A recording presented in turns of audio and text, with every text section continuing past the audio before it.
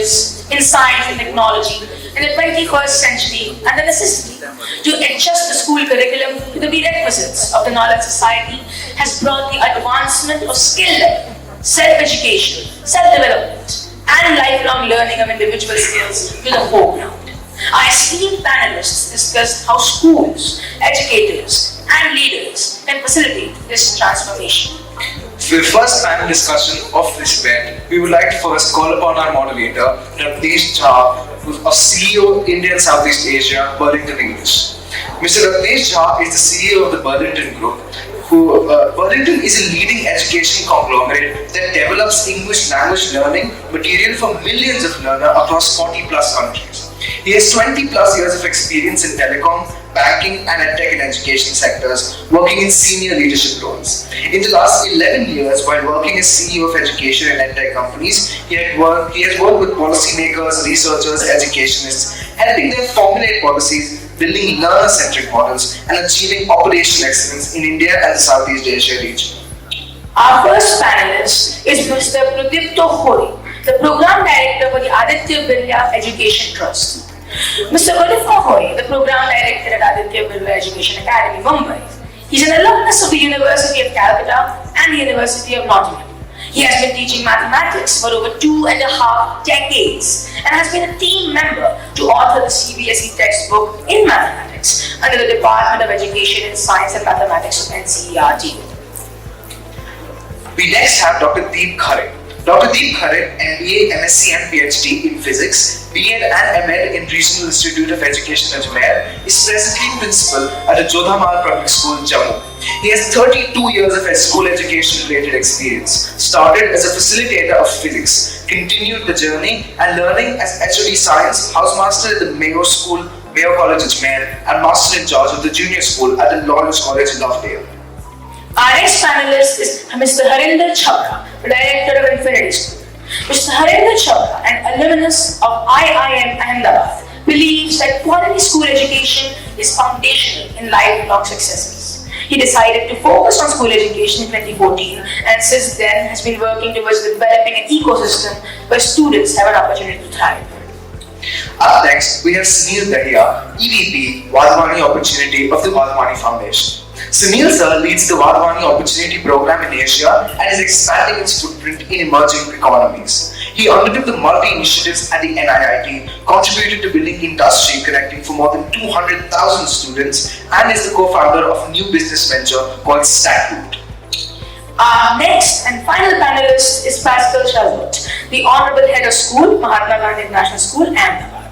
Dr. Pascal Chazot is the founder of the Mahatma Gandhi International School, MGIS, established in 1998 under the trust of the Ahmedabad Municipal Corporation. He has over 30 years of experience in education and international cooperation and is a French civil servant, category A officer with the French Ministry of National Education, France. Over to you, sirs. Thank you. Very good morning. It's always a pleasure to be part of school news conferences. It is more warming today because of the previous speakers and my connect with the previous speakers. When Dr. Abdullah Rasheed was speaking, I was reminded of the day when we were sitting together with him and creating the National Curriculum Framework for Maldives at that time when I was leading Cambridge. So that was very nostalgic, and that curriculum is really what Maldives follow today. When Tade was talking about Cambridge, and when I moved on from Cambridge and whatever he's actually speaking about, so active learning, lifelong learning, is really what kind of made me even more to say that how as an educationist, we're really looking very progressive thoughts and looking forward in terms of debating, still talking about things which are relevant for us. But today I'm going to change a bit the whole order of discussion.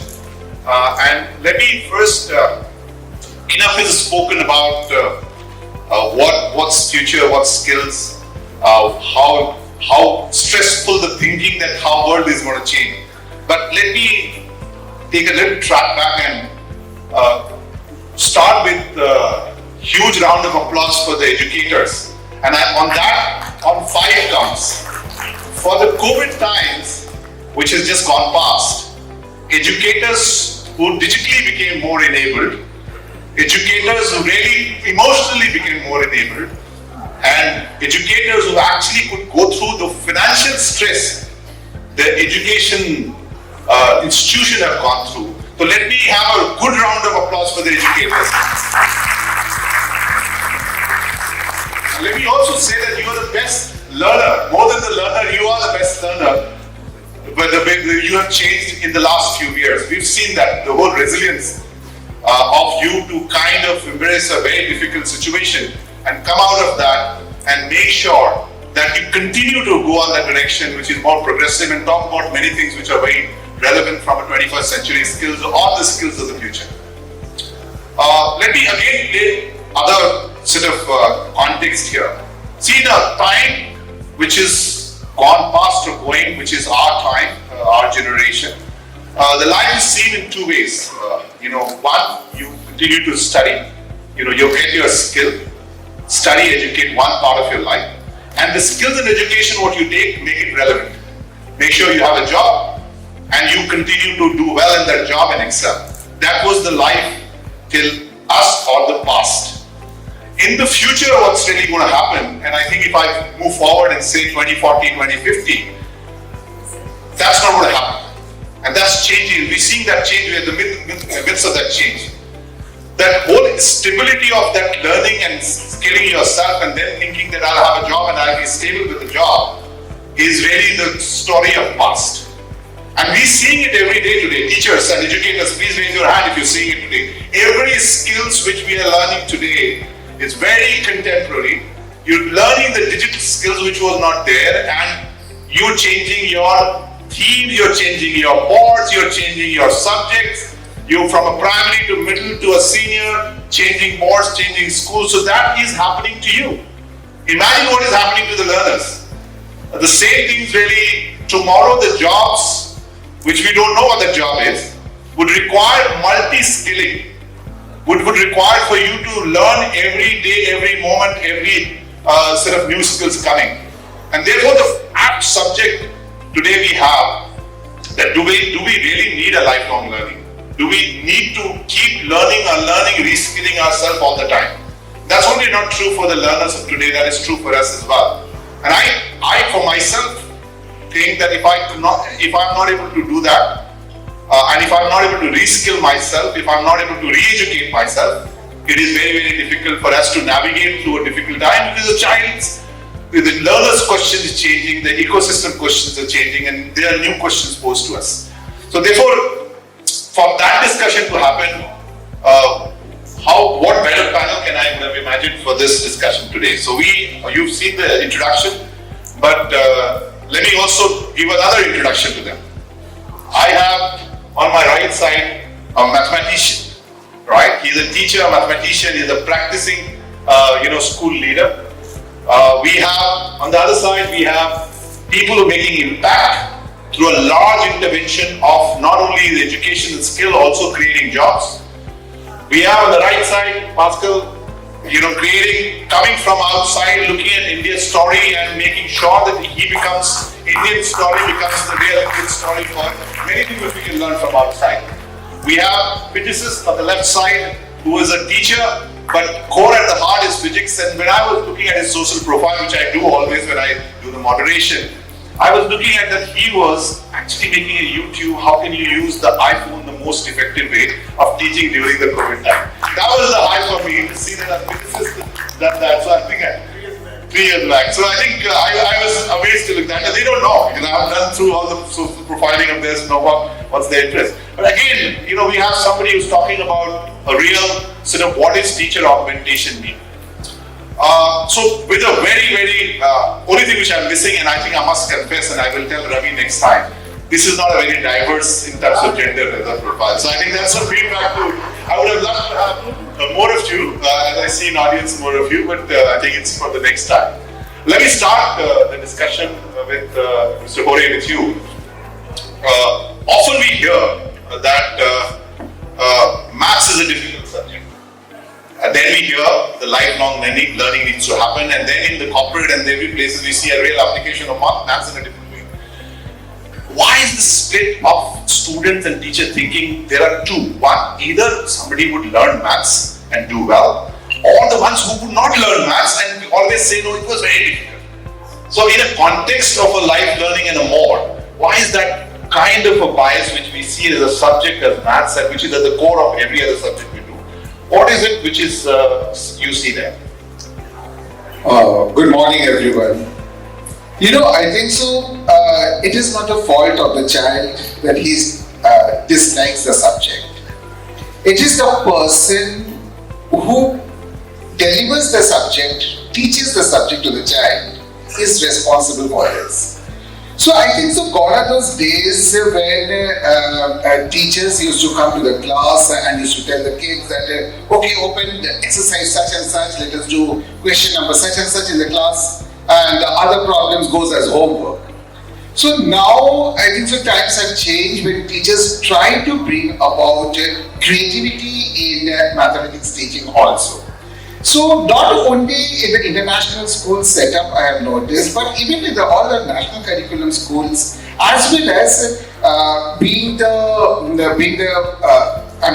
the teachers upscaling now. I work with a lot of these PMC school teachers, who really needs support in teaching learning process. I noticed that they also want to bring about these changes while teaching in the classroom. Now comes that, how do I do that? When I teach, when a subject like mathematics is being taught in class, we need to tell the kids that it is not only while you are solving out the numbers on the paper, but you need to relate it to everything that you see around you. Now, for example, just giving an example of a cabbage. Take it up. Now, how will a child know that in a cabbage also mathematics is related? The flowers and the cabbage that is, there is a particular specific ratio that is mentioned. So those ratio is always constant in that when the flowers are put on the cabbage, when the flowers develop in the cabbage, I would say. Secondly, not the cabbage, I mean to say cauliflower actually. In the cabbage also same thing, when we cut it into two pieces, we find that there are concentric circles and the kids can work on that. Now, do we ever think that this can happen at all? We don't. Even at the flowers, generally flowers in the garden when we see, we don't relate mathematics to that. So even when we are learning music, we need to tell them that music has also some relation with mathematics. So everything that we are doing day in, day out, has implication of mathematics in that. So when the child is taught about it, then you see the love for the subject that goes up.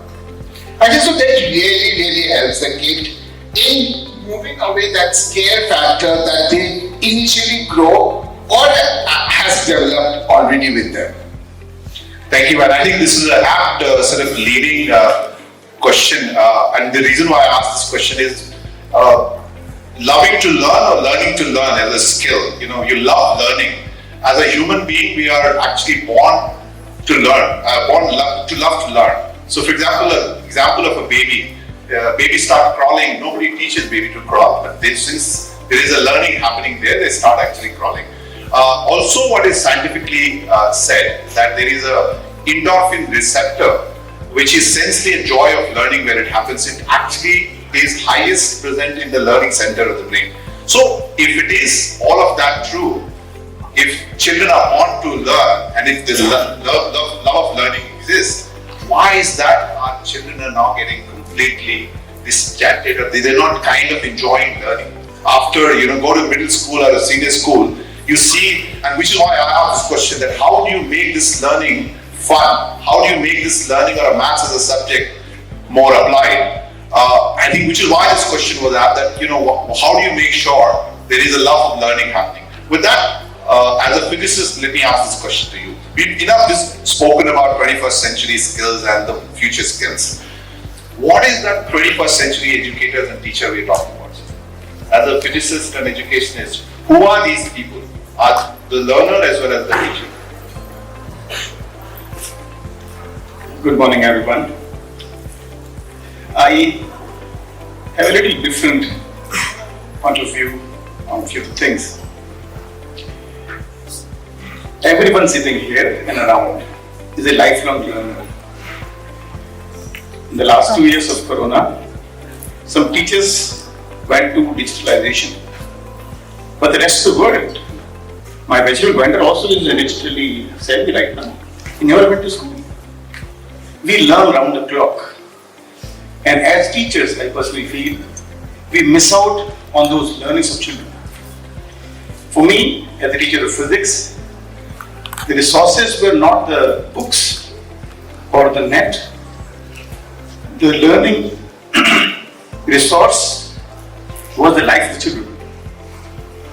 What they do on daily basis.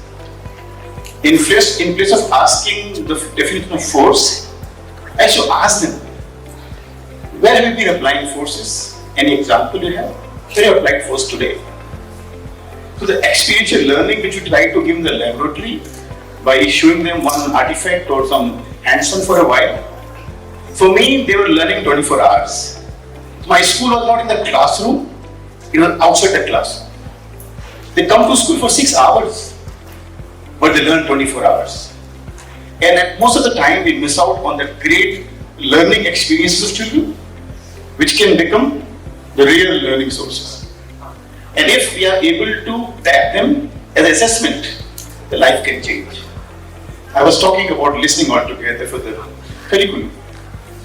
Our curriculum naturally has to have match with the assessment.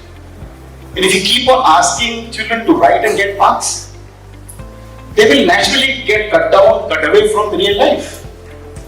Our papers, the testing, most of the time, are catered to the testing of the content in the books and the notebooks. I ask people to prepare for an exam.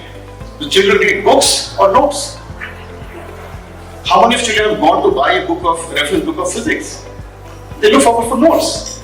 They look forward for shortcuts because they know the questions will come from there.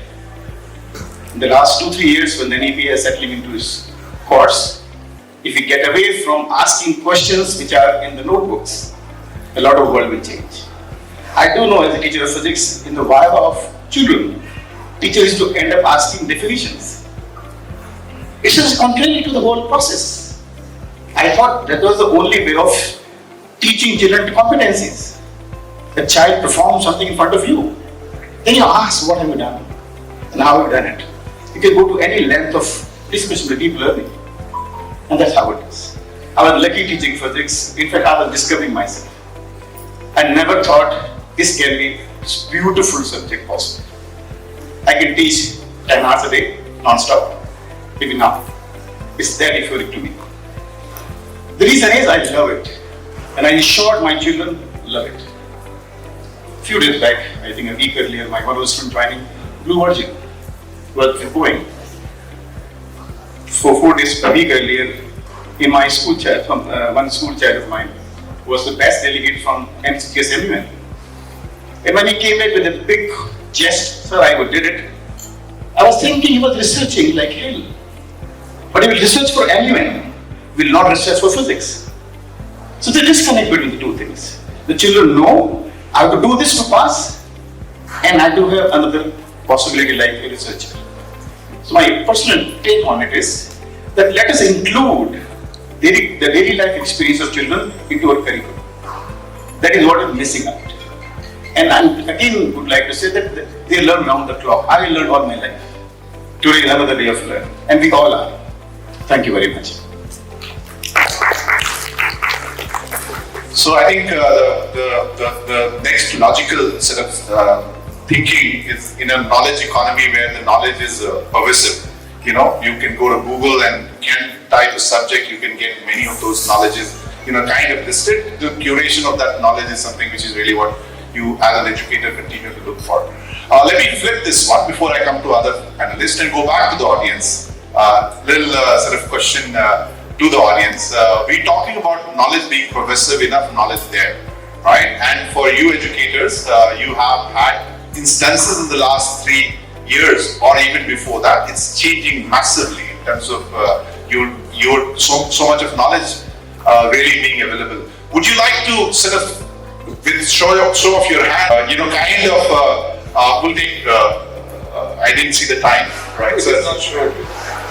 Right. So, any show of hand, one or two would like to share. So over to you.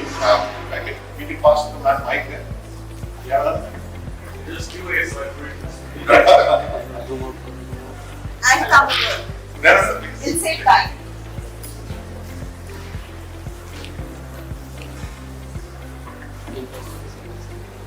I think, sir, parents have started to respect school a lot. That's one thing. And teachers have been the change makers in the COVID time. And when we look at technology, I think even post-COVID, we would be working with the flips. We now cannot take it away.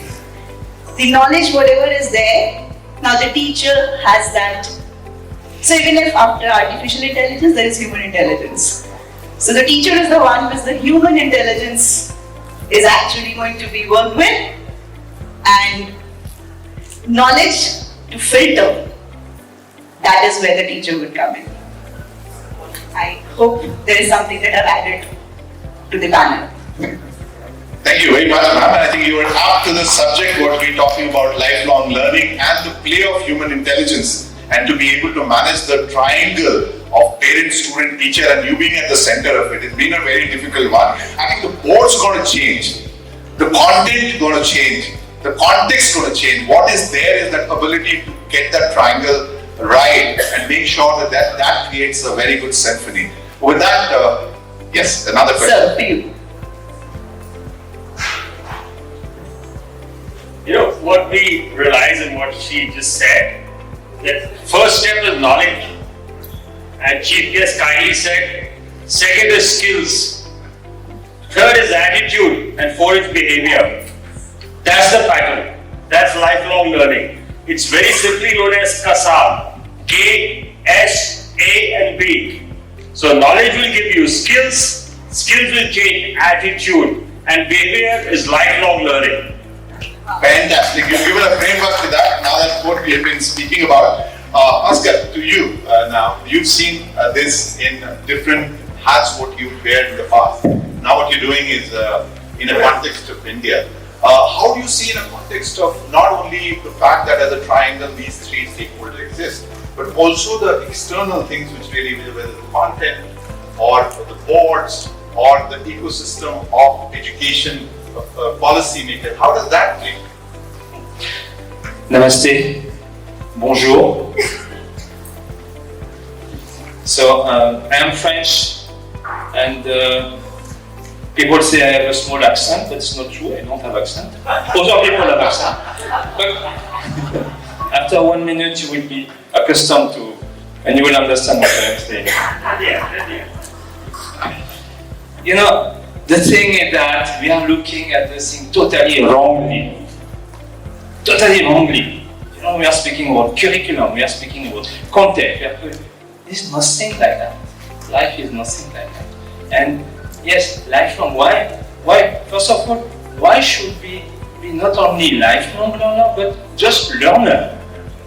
You know, why should it be? Because it is vital. It is a life. The day we stop learning, we are dead. Okay? So it's part of the life. Here I have, everybody will know this filmmaker Spielberg, you know, the sharks and the dinosaur and all that, Spielberg, you know. When he passed out of school, he wanted to go in a big university to make a degree, a bachelor degree in filmmaking. And the university told him, "Oh no, we are sorry, your mark and all, you are not good enough to make this bachelor in filmmaking." The good news is that 35 years later, when he was 55, the same university called him and gave him an honorary doctorate in filmmaking. So now we have to ask the question, why are we learning? Are we learning to get a degree? Are we learning to get a good mark? Are we learning to be rewarded by good mark? No, we are learning because it is vital. It is vital. We cannot live without that. So, no, because I'm French, I have a cat. My cat name is Cinder. I've tried to teach him French. He never spoke French. So, what I've decided is maybe to learn to communicate with him in another way. And I could learn to communicate with him. I can tell you I can't communicate with him. And then, the learning is coming from inside. And today, why we are totally all wrong is because we are looking at this linearity, seriality, one step after another. It is not like that. This is a whole paradigm. This is the whole world. Now there is a shift happening on the planet, and COVID is just one of the signs of this shift. And all this technology which is coming are other signs of the shift. The shift is what is, there was this example of Ford. If you ask people what they want, they will tell you they want faster horses.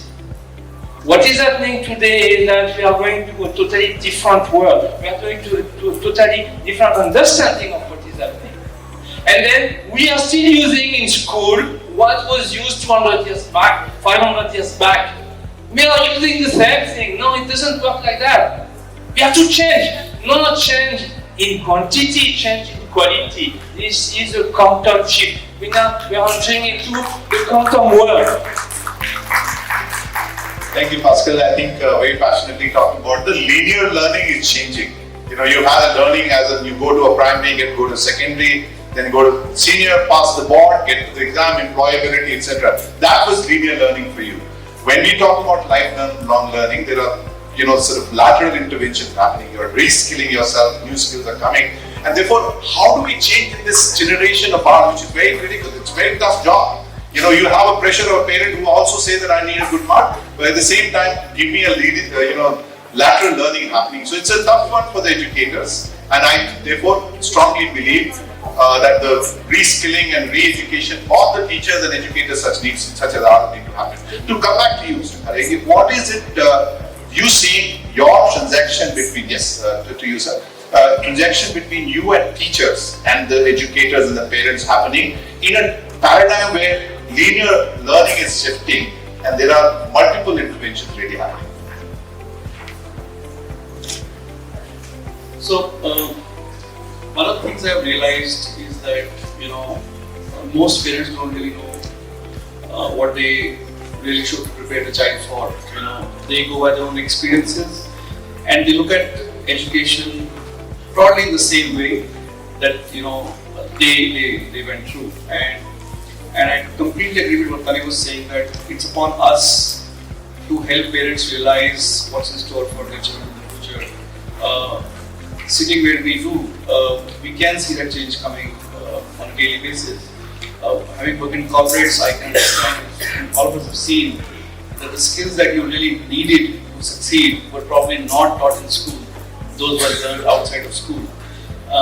And therefore, it's very important for me to work with the parents of the school to help them understand how the change that we are trying to build as a system is useful, and therefore movement from very simple things like building skills to changing behaviors, attitudes, value system. Why is it that we don't need to focus too much on marks? Yes, they're important as indicators, but not the end goal.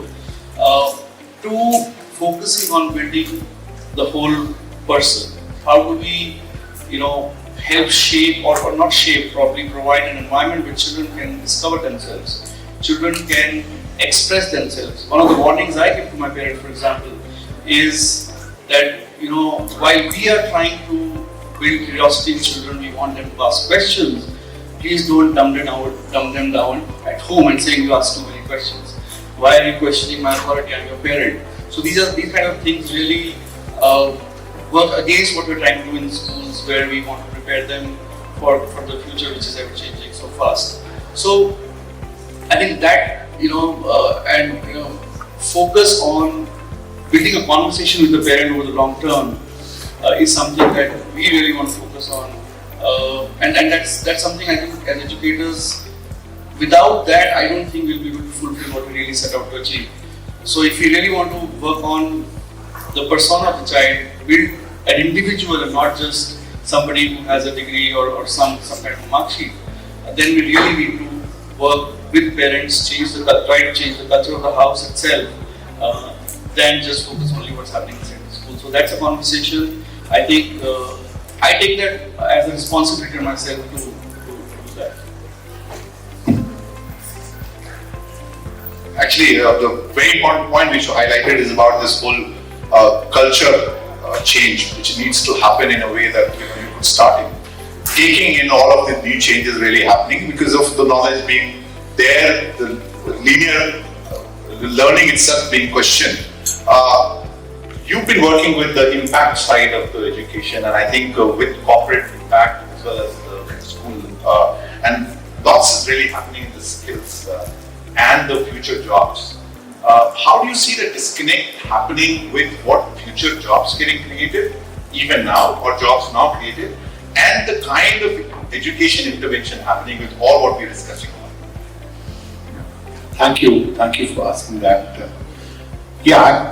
If you look at it from the completion standpoint, there are two aspects. See, if I ask this question about will there be enough jobs in every country to absorb every student? No, it will never be. So it's very critical from a global standpoint to have entrepreneurship and employment as two clear verticals. We work across in around 25 countries. And there are many countries where if you are talking to a batch of 30 students in a batch and ask them what do you want to do after this course, maybe 11th, 12th standard or maybe college, 95% of Indian students' hands will work for a job. And there are countries where 95 or even 95, 100% hands go up, I want to create a job. So it's two different aspects at an overall level.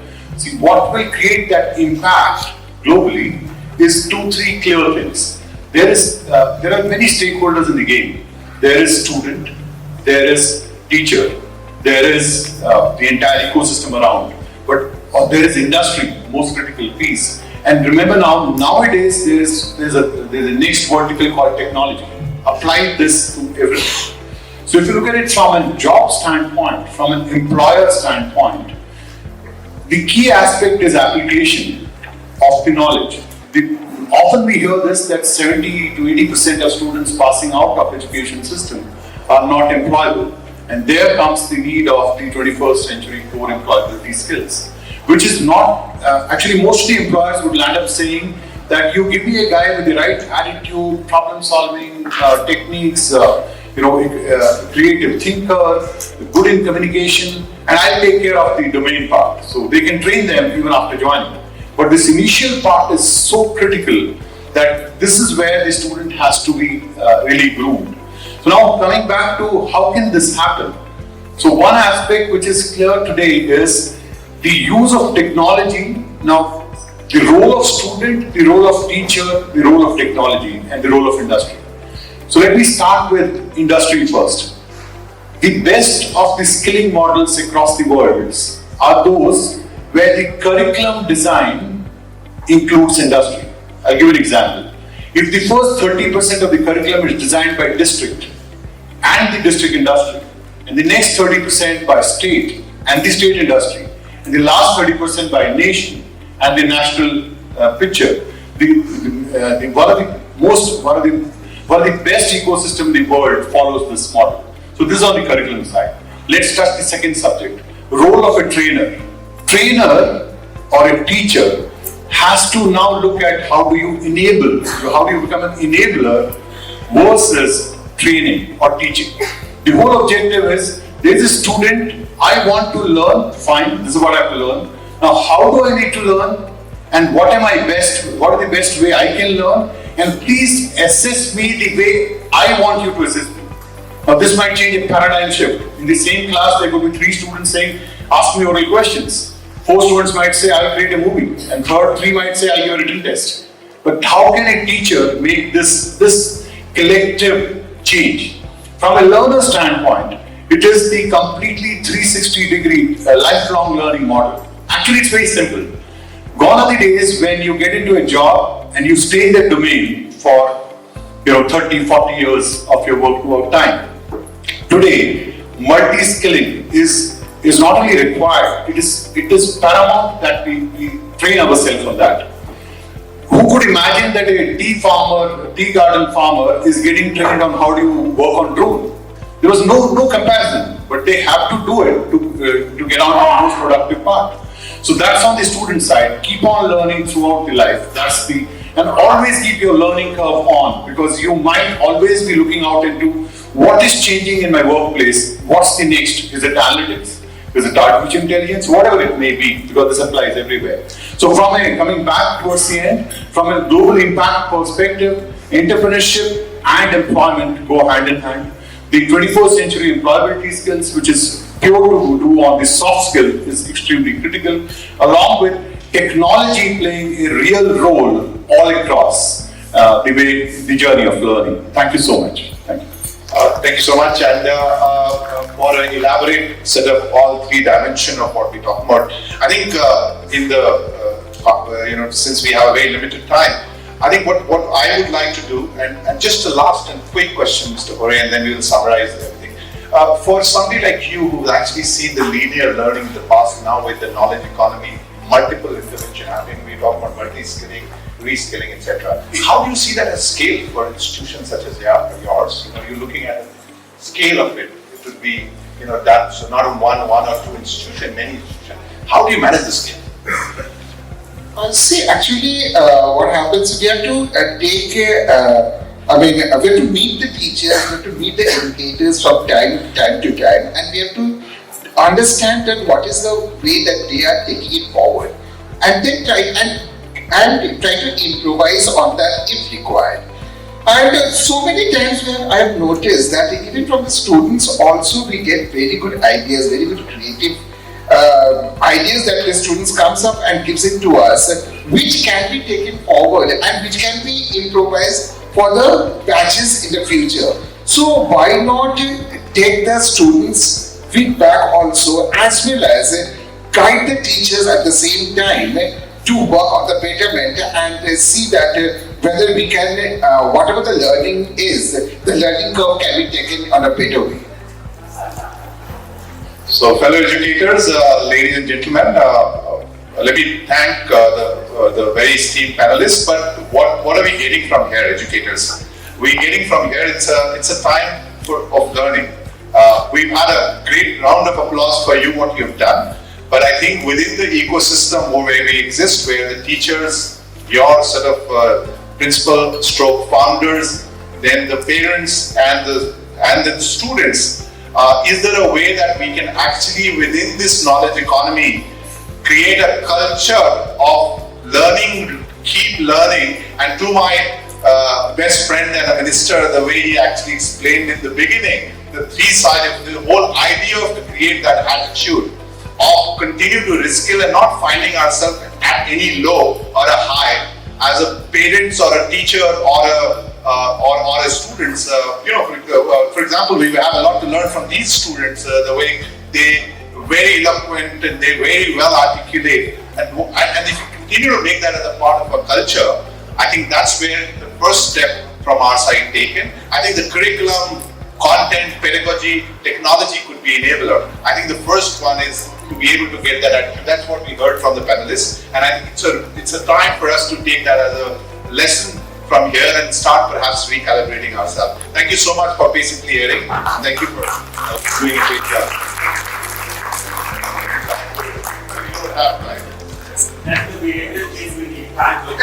Yeah, but I want to say 10 seconds. Change your mentality. We have to change. The world is changing. The universe is changing. And it is a shift that we have to do. It's a shift. This is the time of the quantum mechanics. We think that there are big advances in this technology and all that. Is nothing. This is dinosaur. This thing. The revolution is coming. Read about quantum computers, and you will understand what is happening in the next 10 years, 20 years. You know what has changed in the last 10 years is more than what has happened in the last 10,000 years. Education has to be there. Thank you so much, sirs. We request you to stay back on the stage. I would like to invite Mr. Sunil Dahiya, the founder of Learning Forward India, up on the stage to felicitate sirs. Yes.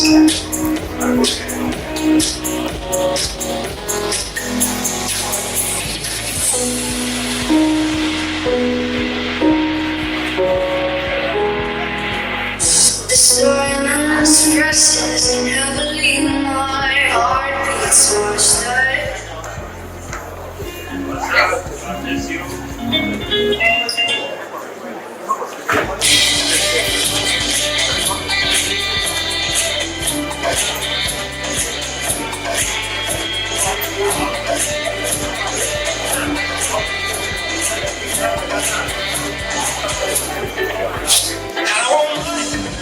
I just want to live to my baby. Any all the love. I was just a busy man. And the perfumes. Got it hold inside. All of the phone.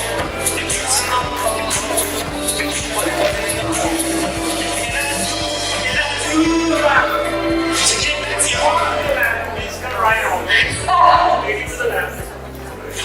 I was just waiting for them to announce, so go. Thank you so much, sir. Thank you so much, sirs.